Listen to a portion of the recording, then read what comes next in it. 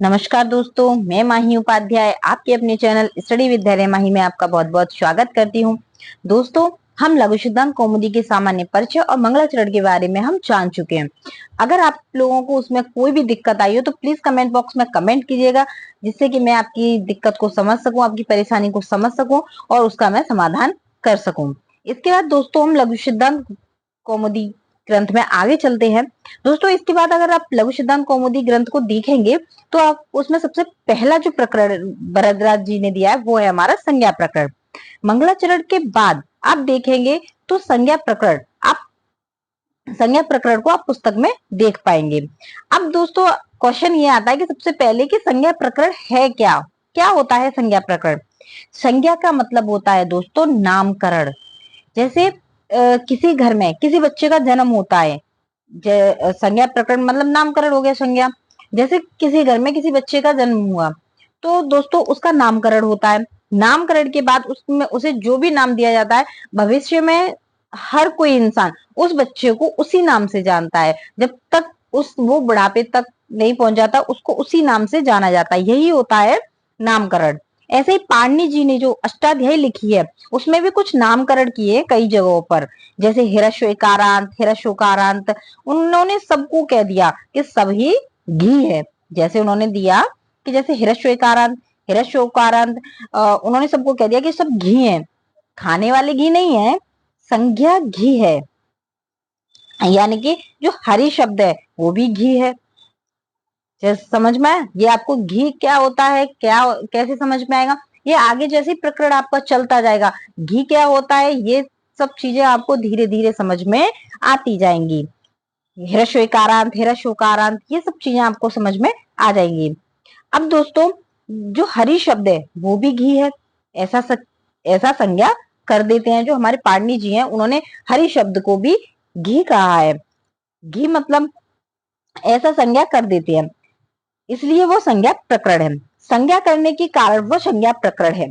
परंतु संज्ञा प्रकरण में जो सबसे पहले दिखाए गए हैं वो है हमारे चतुर्दश माहेश्वर सूत्र। चतुर्दश माहेश्वर सूत्र हमारी लघु सिद्धांत कौमुदी में सबसे पहले आते हैं। ये आप देख सकते हैं, देखिए आपको लघु सिद्धांत कौमुदी की मैंने पीडीएफ बना दी है, आप इसमें देख सकते हैं सबसे पहला प्रकरण कौन सा आएगा। देखिए दोस्तों, सबसे पहला जो प्रकरण आया वो आया हमारा माहेश्वर सूत्रों का। 14 माहेश्वर सूत्र। 14 माहेश्वर सूत्र मेरे हिसाब से सबको याद होंगे और याद होनी भी चाहिए। अगर आप संस्कृत के व्याकरण पढ़ने आए हैं तो सबसे पहले तो आपको 14 माहेश्वर सूत्र ही याद होने चाहिए। और अगर नहीं है 1% तो आप उनको याद कर लीजिएगा, क्योंकि जब तक आपको 14 माहेश्वर सूत्र याद नहीं है तब तो व्याकरण ही नहीं है। व्याकरण ही तब है जब आपके पास आपको 14 माहेश्वर सूत्र याद है, क्योंकि इन माहेश्वर सूत्रों पर ही हमारा व्याकरण पूरा टिका हुआ है और इनसे हमारा व्याकरण बना हुआ है। अब इसके बारे में थोड़ा हम जानते हैं। सबसे पहला हमारा, आप इनको पहले पढ़ लीजिए एक बार। जो हमारे 14 सूत्र है वो है अ ई उ ऋ ल क ए औ व ऐ औ च ह य व र ट ल ड़ य म न न न म झ भ य घ ड़ ध श ज ब ग ड़ द श ख फ छ ठ थ च ट त व क प य श श स र ह ल। ये हो गए आपके 14 माहेश्वर सूत्र।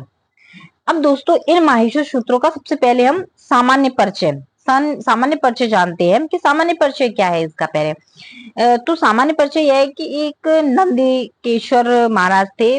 कहानी देखो दोस्तों, सही है या गलत इसमें विवाद भी है। कुछ आर्य समाजी लोग इसे नहीं मानते हैं और कुछ मानते हैं, पर हम जो आज तक पढ़ते आए हैं हम उसी को आपको बताने जा रहे हैं और उसी के बारे में आप भी समझ लीजिएगा। सिद्धांत ये है कि नंदकेश्वर नाम के एक विद्वान थे। क्या नाम था विद्वान का? नंदकेश्वर। उन्होंने अपनी नंदकेश्वर कारिका लिखी। नंदकेश्वर कारिका में ऐसा लिखा है कि आपके आगे एक ये आप ये देख सकते हैं, नंदकेश्वर कारिका। नंदकेश्वर कारिका में कहा गया है, ये आप देख सकते हैं, यहाँ लिखा भी हुआ है। नंदकेश्वर कारिका में कहा गया है अब आप देख सकते हैं स्क्रीन पर आपकी पे श्लोक दिया हुआ है।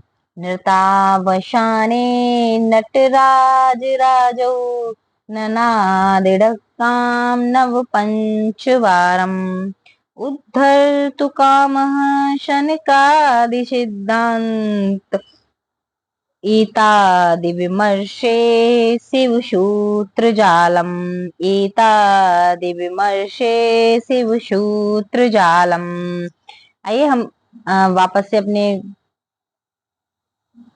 अब इसका मतलब ये है शिव सूत्र जालम। शिव सूत्र जालम मतलब जो ये जो हमारे 14 माहेश्वर सूत्र है, इन 14 माहेश्वर सूत्रों का जाल। माहेश्वर सूत्र कहाँ से मिले, कैसे आए, इन सब के बारे में कहा गया है। दोस्तों कहा जाता है, एक किंवदंती है, अब सत्य है या असत्य इस बारे में हमें नहीं पता है, लेकिन जो है वो हम आपको बता रहे हैं। दोस्तों आज लोग ऐसी कल्पना करते हैं, कोई प्रमाण नहीं है, कल्पना करते हैं केवल, कि भगवान पाणिनि जी कब हुए। फिर भी लोग अनुमान करते हैं कि वो 2600 से 2700 साल पहले हुए थे। तब कब, अब दोस्तों उस समय हम तो थे नहीं, तब क्या हुआ कैसे हुआ ये तो हमें नहीं ज्ञात, केवल सुनी हुई चीजों को ही हम बता रहे हैं। तो दोस्तों उनके बारे में यह मिलता है कि शिव जी की साधना की थी, शिव जी की साधना की थी हमारे पाणिनि भगवान ने।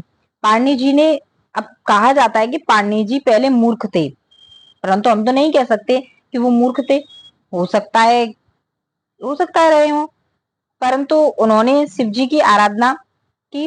पाणिनि जी की आराधना से प्रसन्न हुए शिव जी ने नृत्य किया, और नृत्य के बाद 14 बार डमरू बजाया। कहा जाता है कि उसी समय जब भगवान पाणिनि जी के नृत्य साधना से जब शिव जी प्रसन्न हुए, वहां प्रकट हुए, उन्होंने 14 बार डमरू बजाया। तो उस 14 बार डमरू बजाया तो वो उसे तो उससे जो ध्वनि निकली, उसे हमारे पाणिनि भगवान ने उसे कंठस्थ कर लिया। अब दोस्तों इसीलिए हम नहीं मानते हैं कि वो मूर्ख रहे होंगे। कोई मूर्ख इंसान इतनी आसानी से कंठस्थ कैसे कर सकता है, तो इस हिसाब से हम नहीं कह सकते कि वो मूर्ख होंगे। आगे देखते हैं हम, उन्होंने वो जो माहेश्वर सूत्र थे उनको कंठस्थ कर लिया। उस समय रिकॉर्डिंग तो थी नहीं कि मोबाइल लगा दिया रिकॉर्डिंग हो गई, उन्होंने वो सारे अपने दिमाग में कंठस्थ कर लिए, और वही ये माहेश्वर सूत्र है। तो आप देख सकते हैं डमरू कितनी बार बजाया, 14 बार, और उसी को हमारे पाणिनि जी ने लिख दिया।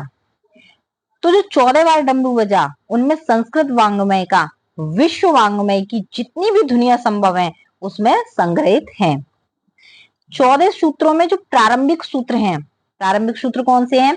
अ ई उ ऋ र क, आई औ ग, आई औ च, ये 4 सूत्र। इन चारों सूत्रों में हमारे जो संस्कृत वांग्मय के जो स्वर हैं उनको रखा गया है। आपको गिनने में आएगा तो आप गिनेंगे इन्हें तो दोस्तों एक चीज याद की रखिएगा कि गिनते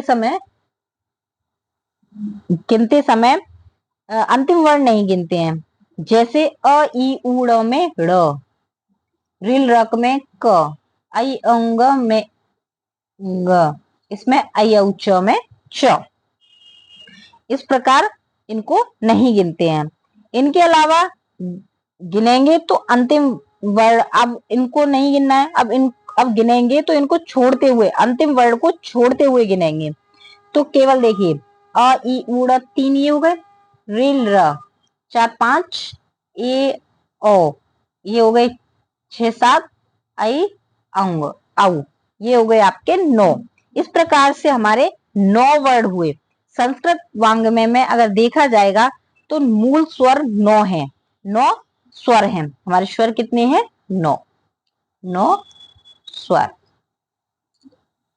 9 स्वर हैं, पर मूल स्वर हैं। पर 9 स्वरों के बहुत से प्रकार हो जाते हैं, ये आप आगे चल के देखेंगे। 9 जैसे केवल अ को आप ले लेंगे तो ये 18 प्रकार का होता है। ये सब कैसे आएगा, ये आगे जैसे हम लघु सिद्धांत कौमुदी पढ़ते जाएंगे इस प्रकार से ये आता जाएगा। तो मूलतः स्वर कितने हैं? 9। तो जो प्रथम 4 माहेश्वर सूत्र हैं उनमें कितना अच्छा क्रम दिया हुआ है कि शुरुआत में ही हमें 9 स्वर मिल जाते हैं। अब दोस्तों इसमें एक और चीज देखिएगा, 9 स्वर दिए हुए हैं, इसमें अ, जो प्रथम सूत्र है, अ ई उ रे और र, ये आप 5 सूत्रों को देख 5 शब्दों को देखिए, सॉरी 5 वर्णों को देखिए। फिर आपके दिए हुए हैं ए ओ आई औ, तो ये हो गए आपके 4, ये है हमारे संध्यक्षर। माहेश्वर सूत्रों में हमारे भगवान पाणिनि ने सारे अक्षरों का क्रम बहुत अच्छा दिया। पहले मूल स्वर, उसके बाद संध्यक्षर। जैसे संध्यक्षर मतलब जो 2 स्वरों से मिलकर बनते हैं, जैसे अ ई, इनको जोड़ने के बाद बना ए। जैसे मैं आपको बता देती हूँ स्क्रीन पर, अ प्लस ई बराबर ए। इस तरह से ये संधि से बने हैं, इस प्रकार इन्हें संध्यक्षर कहा जाता है। तो प्रथम चार सूत्रों में केवल स्वर को कहा गया है। तुरंत आप देखिए पांचवा सूत्र देखिए, 1 मिनट, हाँ 5वां देखिए, ये है हय वरट, ये आपका 5वां है। हय वरट, छठा लड़, य म न न न म, झबय गड़दस चब गड़दस, ख फ छ ठ थ च ट त व, कपय श श शर, हल। इस तरह से हो गए। अब दोस्तों हिंदी वर्णमाला में हम क्या करते हैं कि हमने अगर व्यंजन की बोला है तो हम क्या से शुरू करते हैं, क ख ग घ ङ छ छ ज झ य ट ठ ड ढ ड़ त थ द ध न प फ ब भ म, इस तरह से हम पढ़ते जाते हैं। लेकिन जो हमारी पाणिनि व्याकरण है वो हमारी ह से शुरू हो रही है। आप देख सकते हैं ये हमारी ह से शुरू हो रही है। ऐसा क्यों? क्योंकि पाणिनि जी हमें केवल व्याकरण नहीं पढ़ा, वर्णमाला नहीं पढ़ा रहे हैं कि आपको वर्णमाला पढ़नी है। हम हिंदी में तो वर्णमाला पढ़ते हैं उस समय, लेकिन यहाँ कोई हमें पाणिनि जी वर्णमाला नहीं पढ़ा रहे हैं, बल्कि वो हमें पूरा संस्कृत वांग्मय में पढ़ा रहे हैं, संस्कृत व्याकरण पढ़ा रहे हैं। और वो भी सिद्धियों सहित, शब्दों को उन्हें शुद्ध भी रखना है, कौन से शब्द कैसे हैं, कैसे बने, उन सबको उन सब चीजों को भी ध्यान रखना है। इनसे प्रत्याहार भी बनते हैं, वो हम आगे चल के बनाएंगे किस तरह से प्रत्याहार बनते हैं। इसके बाद आपका प्रत्याहार का ही प्रकरण आएगा, कैसे वर्णों को पहले रखेंगे और कौन से जो एक साथ, जैसे हम प्रत्याहार बनाते हैं तो उन्होंने इस हिसाब से हमारे माहेश्वर सूत्र बनाए कि किन वर्णों को हम साथ रखें कि वो बाद में एक साथ आ जाए। ऐसे ही नहीं पाणिनि जी की कृति को धरती पर उपलब्ध मानव मस्तिष्क की सर्वोत्कृष्ट कृति कहा जाता है। ऐसे ही नहीं कह देते हम कि उनकी एक सर्वोत्कृष्ट कृति है। अगर हम व्याकरण पढ़ेंगे तो अगर हम व्याकरण की कहें तो सबसे पहले नाम हमारे पाणिनि जी की अष्टाध्यायी का आता है। व्याकरण कोई भी कितना भी लिख ले, लेकिन जो हमारे अष्टाध्यायी है उसके मुकाबले कोई भी व्याकरण नहीं है, क्योंकि वही हमारे एक तरह से संस्कृत व्याकरण का प्राण तत्व है। ऐसा वैज्ञानिक भी मानते हैं कि जो हमारी पाणिनि जी की व्याकरण है वो मानव मस्तिष्क की सर्वोत्कृष्ट कृति है, उसके मुकाबले कोई भी नहीं है। तो दोस्तों हम आगे चलते हैं। हय वरट में से हा को अभी छोड़ देना है, अभी आपको हा को नहीं गिनना है। ये क्यों? अब हय वरट में से अब आप लेंगे, क्योंकि हा जो है वो आपको नीचे भी दिखाई दे रहा है, ये हल में, तो ये 2 बार दिया हुआ है। हय वर, अब उसके बाद ल य, मतलब व्यंजन वर्णों की शुरुआत में और एक अंत में हल, 14वें सूत्र में। तो मतलब पहले को छोड़ दो और अंतिम ह को भी छोड़ दो। फिर कौन कौन से वर्ड बच रहे हैं उनको देखो। ह के बाद आता है य व र ल। अब आप देख रहे हैं ह हमने छोड़ दिया, इसे हमने हटा दिया। अब कौन सा बचा? य व र और यहां तक ल। हमारे पास 4 शब्द, 4 वर्ड बचे। ये चारों वर्ड वर्गीय नहीं है। वर्गीय व्यंजन आपने पढ़े होंगे, क ख ग घ ङ, च छ ज झ ञ, ट ठ ड ढ ण, त थ द ध न, प फ ब भ म। ये हो गए आपके, ये वर्गीय व्यंजन होते हैं। लेकिन य व र ल ये हमारे वर्गीय व्यंजन नहीं है, ये मतलब अवर्गीय है। ये चारों, ये किसी वर्ग में नहीं आते हैं। ये क से लेके च, क वर्ग, च वर्ग, ट वर्ग, त वर्ग, न और प वर्ग, इन सब में नहीं आते हैं, मतलब ये अवर्गीय व्यंजन है। वर्ग से भिन्न को पहले रखा है इन्होंने, ह बाद में भी आएगा। ये चीज देखते आइएगा, ह बाद में भी है, इसको हम इसलिए बाद में नहीं गिनना है, यहाँ केवल ह य से गिनना है। इसके अब ह को क्यों नहीं गिना, ह को क्यों छोड़ दिया और ह 2 बार क्यों है? अगर आपने महावाक्य पढ़ा है तो उसमें आपके 8 कारण बताए गए हैं। ह 8 कारण आपको जानने हैं। अगर आपको इसकी जिज्ञासा होगी तो वह भी हम बता देंगे, पर अभी इतना महत्वपूर्ण नहीं है। फिर भी आप जानना चाहते हैं तो कमेंट बॉक्स में कमेंट कर दीजिएगा कि आप जानना चाहते हैं, तो मैं एक अलग से वीडियो बनाकर चैनल पर अपलोड कर दूंगी। तो हाँ 2 बार क्यों है और 8 अलग अलग कारण क्या है, उन सब के बारे में जान लेंगे। अब हा को छोड़कर आप आगे के वर्णों को गिनो। य व र ल, ये 4 अवर्गीय व्यंजन आ गए। फिर शुरू करते हैं अब हम वर्गीय व्यंजनों को। तो आप जैसे हिंदी में आप जैसे पढ़ते हैं क ख ग घ ङ च छ ज झ ञ, ऐसे नहीं कर रहे हैं। पाणिनि जी ने एक तरह से व्यंजन को एक साथ रखा है। उन्होंने आप पहले क को पढ़े, फिर क से मिलता जुलता च को पढ़े, तो 5-6 वर्णों के बाद च आ रहा है। जैसे आप हिंदी में पढ़ते हैं तो जैसे क वर्ग में क ख ग घ ङ, उसके बाद च आ रहा है, तो क जैसा तो हमें एक पास होना चाहिए। ये क्रम हमारे पाणिनि जी ने रखा है। पाणिनि व्याकरण में क्या है कि एक तरह के वर्ड आपको एक साथ मिल जाएंगे। तो शुरुआत आपकी कहाँ से हो गई, ये तो हमारे अवर्गीय व्यंजन हो गए यहाँ तक। अब आता है य म न न न, ये हमारे 5 वर्ड, ये हमारे वर्गों का 5वां वर्ड है।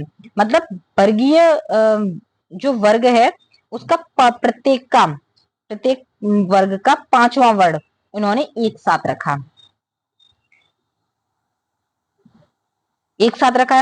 अब लड़ के बाद वाले सूत्र में ये आप देख सकते हैं यमंगनम, सॉरी य म न न न, इसमें सभी वर्णों के 5वें वर्ड हैं।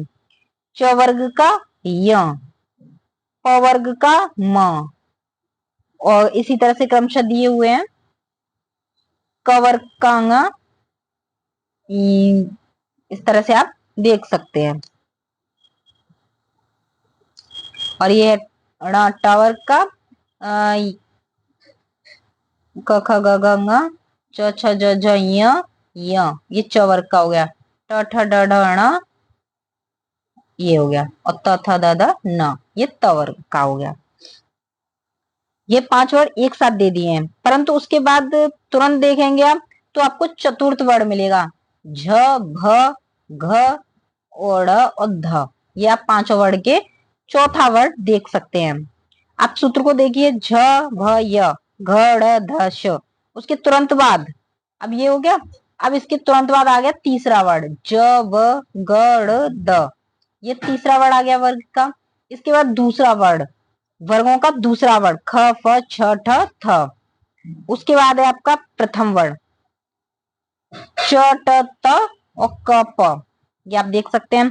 और इसके बाद इस प्रकार य म न न के य से शुरू करके क प य के प तक 5 वर्गों के 25 वर्ड आ जाते हैं। पहले अवर्गीय वर्ण रखे, फिर वर्गीय वर्गीय, इनमें य र ल व को अंतस्थ वर्ण है, ये आप जानते हैं। ये सब आप आगे तुल्यास्य प्रयत्नम सवर्णम आदि जो सूत्र देखेंगे उन सब में हम विस्तार से जानेंगे। कपय के बाद भी श श श ह, मतलब ऊष्म वर्णों की चर्चा है। आप देख रहे हैं इसमें श श श और ह, इन वर्णों की चर्चा है। कुल मिलाकर अगर आप गिनेंगे तो 25 आपके वर्गीय हो गए, 4 आपके य व र ल, ये 4 हो गए, और च स स श ह, ये 4 हो गए। कुल मिलाकर 33 व्यंजन आपके पास हो गए। इस प्रकार अ से हल के ल तक उन्होंने कुल मिलाकर 42 वर्णों को कहा है। हा को 2 बार नहीं गिनना है, ये 2 बार नहीं गिनेंगे हम हा को केवल 1 बार गिनेंगे। इस प्रकार हमारे 42 वर्ण संस्कृत में हो गए। अब दोस्तों ये हो गई हमारी संस्कृत की वर्णमाला। मतलब मूल वर्णमाला में जो हमारी संस्कृत की जो मूल वर्णमाला है उसमें 42 ही वर्ण है, 9 स्वर और 33 व्यंजन।